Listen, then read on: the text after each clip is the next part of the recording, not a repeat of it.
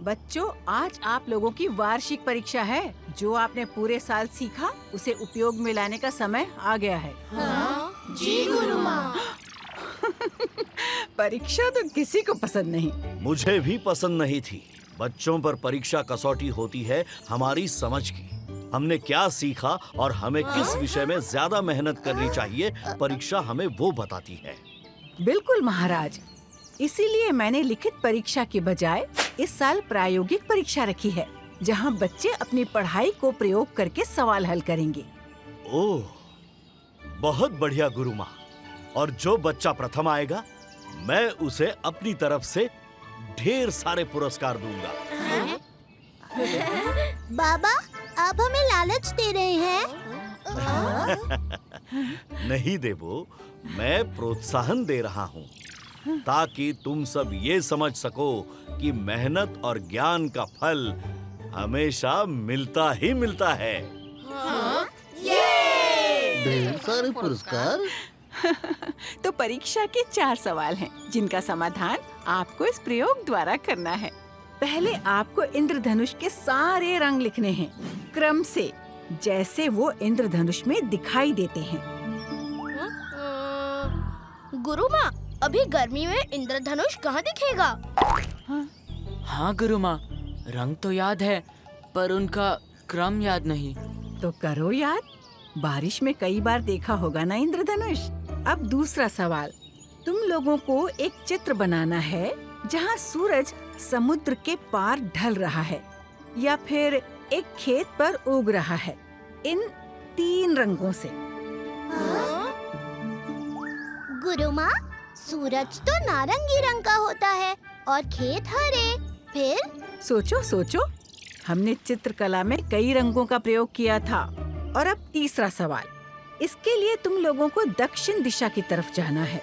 वहाँ तुम्हें कुछ ऐसा खोजना है जिसमें तुम अपने जवाबों का पर्चा रख सको। और अब चौथा प्रश्न, तुम्हें एक बांस की टोकरी बनानी है, उसमें पानी भरना है और उसमें वो चीज रखकर यहाँ तक लानी है। लेकिन याद रहे, इसमें ना तो तुम्हारा जवाबों वाला पर्चा भीगना चाहिए और ना ही टोकरी में से पानी खाली होना चाहिए। तुम सब एक एक पोटली ले लो। जी गुरु माँ। वो सारे पुरस्कार हम दामों को ही जिताएंगे और उसमें से अपना हिस्सा ले जाएंगे। बाकियों का डर नहीं, बस बलराम को संभालना होगा। उसका दिमाग कुछ ज्यादा ही तेज है। पर वो बहुत भोला है, उसको तो संभाल ही लेंगे।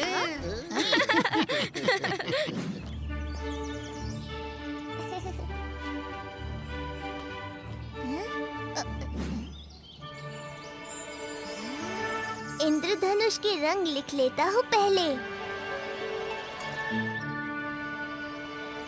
तू मोटा मैं पतला, मैं पतला तू मोटा, नहीं तू पतला मैं मोटा, तू मोटा मैं पतला, मैं पतला तू मोटा, नहीं तू पतला मैं मोटा, मैं पतला तू मोटा, नहीं तू पतला मैं मोटा, मैं पतला तू मोटा। ए बलराम, अच्छा हुआ तू आ गया। बिल्कुल अच्छा नहीं हुआ। अब तू हमें नापेगा और बताएगा कि कौन मोटा और कौन पतला। आज मेरी परीक्षा है गटरू मटरू जी, मैं कल नाप दूंगा आपको। जो कहा है वो कर, नहीं तो हमारे हाथों से मार खाएगा। जल्दी से इनको नाप के निकाल लेता हूँ। अब इसको इसी रस्ते से बांध देंगे।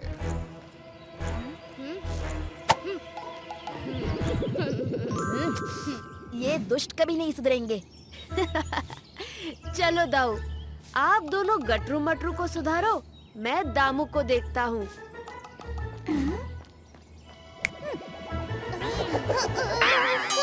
ये क्या हो रहा है? गटरू मटरू का लट्टू बना रहे हैं। दाऊ, मुझे क्यों घुमा रहे हो? अरे बलराम को निकालो दाऊ।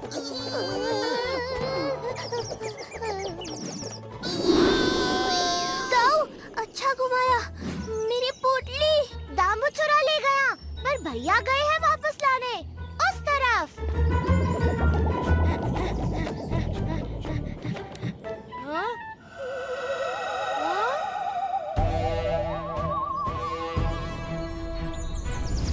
हाँ?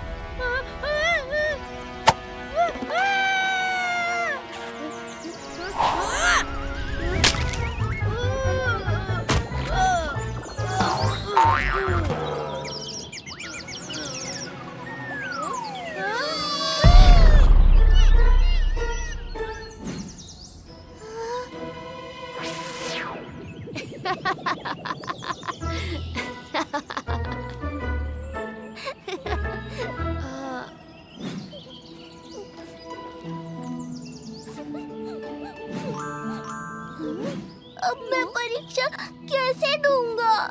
मैं सब ठीक कर देती हूँ। नहीं सुभद्रे, जहाँ चाह वहाँ राह। बलराम एक अच्छा शिष्य है। मैं जानता हूँ वो बिना इन साधनों के भी अपनी परीक्षा पूरी कर लेगा, है ना बलराम? गुरु माँ ने जो जो सवाल दिए हैं मैं एक एक करके सबको हल कर लूँगा। पहला सवाल, इंद्रधनुष के सारे रंग क्रम अनुसार लिखने हैं। याद थे मुझे, पर अब इस सब चक्करों में भूल गया। अब बिना बारिश के इंद्रधनुष कैसे बनाओगे? सुभद्रा दीदी, क्या मुझे आपका हार मिल सकता है? हाँ हाँ। दाऊ, आपका सफेद पतका।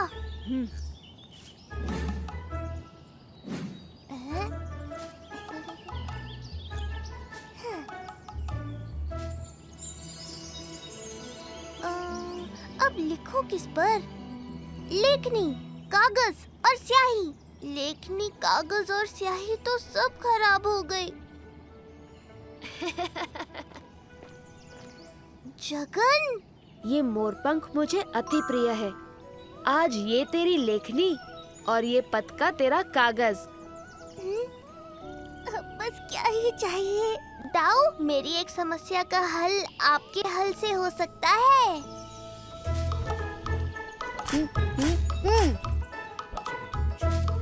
ये रही तुम्हारी स्याही।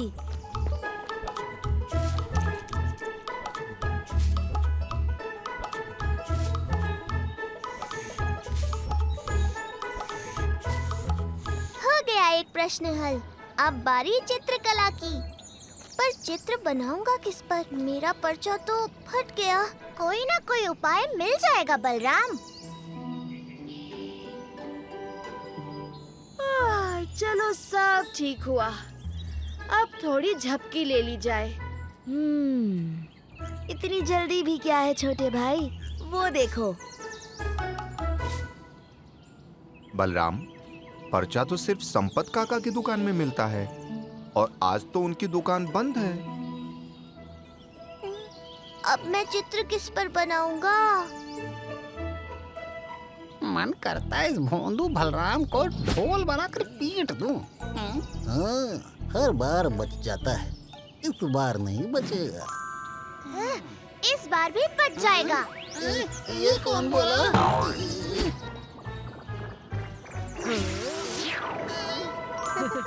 सुभद्रा, बता दो इन्हें या बजा दूं?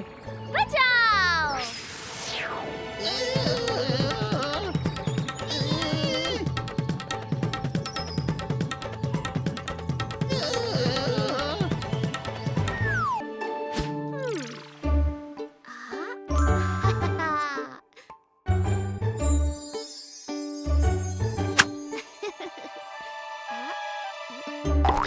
बलराम, चल झूला झूला मुझे।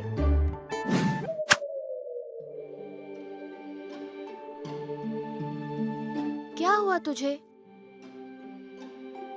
2 साल से सूखा पड़ा है सुंदरपुर में। सब पेड़, फसल, कुएं, तालाब सब सूख गए हैं और तुझे झूला झूलना है। सूखे और झूले का क्या संबंध? ये लोग दुखी हैं बेचारे और तू झूला झूल रहा है। नहीं, तू जब तक इन लोगों की सहायता नहीं करता, मैं तुझे झूला नहीं झूलाऊंगा।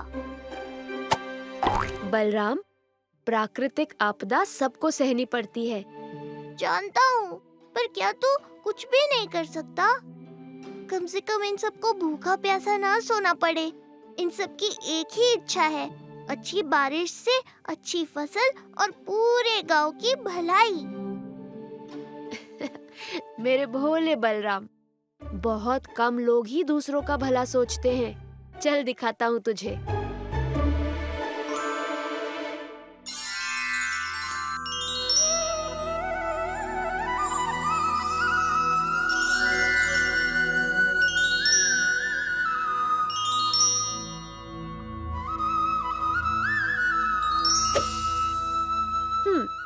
अब जाकर सबको बोल दे कि टीले पर कल्पवृक्ष है और वो सबके मन की इच्छा को पूरी करेगा। पर हर परिवार से सिर्फ एक ही सदस्य की इच्छा पूरी हो सकती है। समझ गया।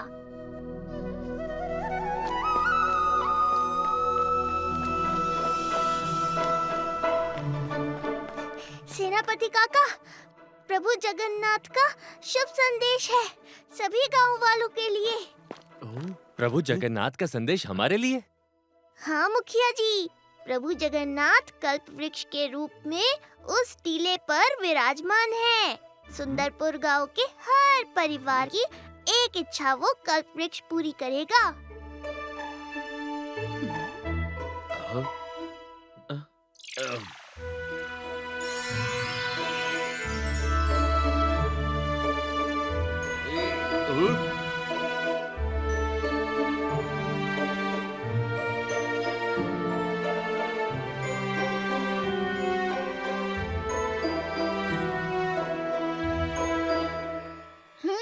मटरू, मिल गया धन कमाने का मौका। चलो देते हैं मिलके सबको धोखा। चलो चलो सब चलते हैं, अपनी इच्छा मांगते हैं।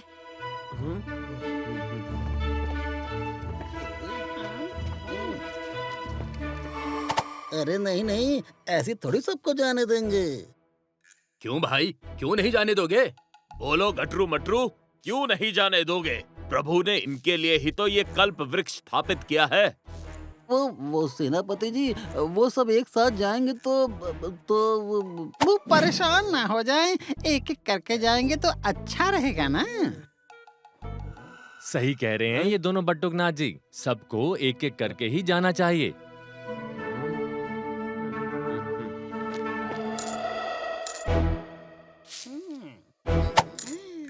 पहले मुझे ही जाने देना, ठीक है ना?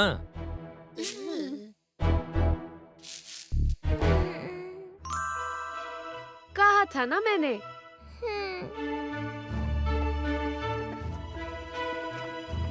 सबसे पहले मुखिया जी जाएंगे, बाकी सब कतार में लगो।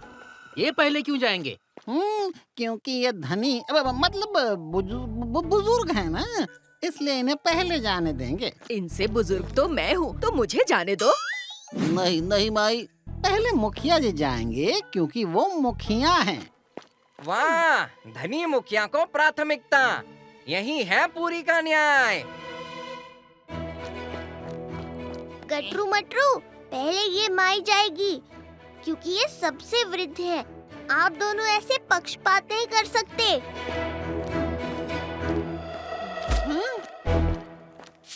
ये लो 2 मोहरे और इस बच्चे को बांध कर फेंक दो कहीं। और ये 2 और मोहरे, कोई हमारे बीच आए उनको चुप करवाना तुम्हारा काम होगा।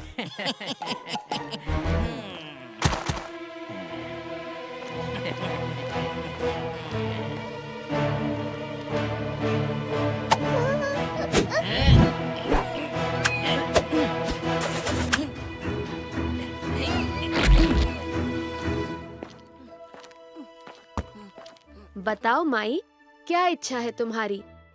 वो मैं चाहती हूँ कि मेरी बेटी की अच्छे घर में शादी हो जाए और मेरे बेटे के लिए अच्छी बहू मिल जाए जो मेरी खूब सेवा करे। माई, सिर्फ एक इच्छा। बेटी को तो दूसरे घर जाना है, अच्छी बहू आना मेरे लिए सही होगा। हाँ, मुझे अच्छी बहू चाहिए। तथास्तु।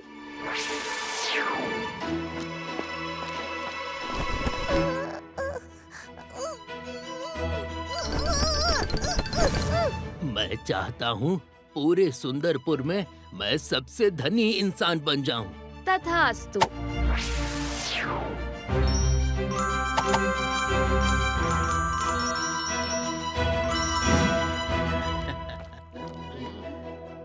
अरे अब मेरी बारी है। तुम्हारी बारी तब होगी जब हम कहेंगे काका।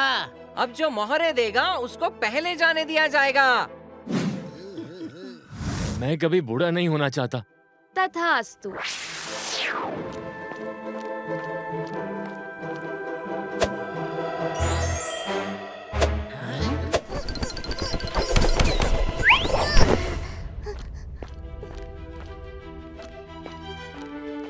मुझे पता है क्या मांगना है।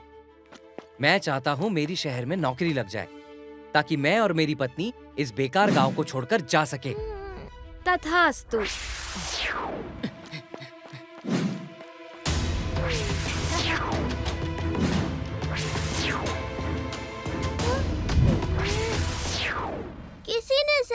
भिक्षा नहीं मांगी। कैसे समझाऊं? सबका भला सोचना सबके बस की बात नहीं है बलराम।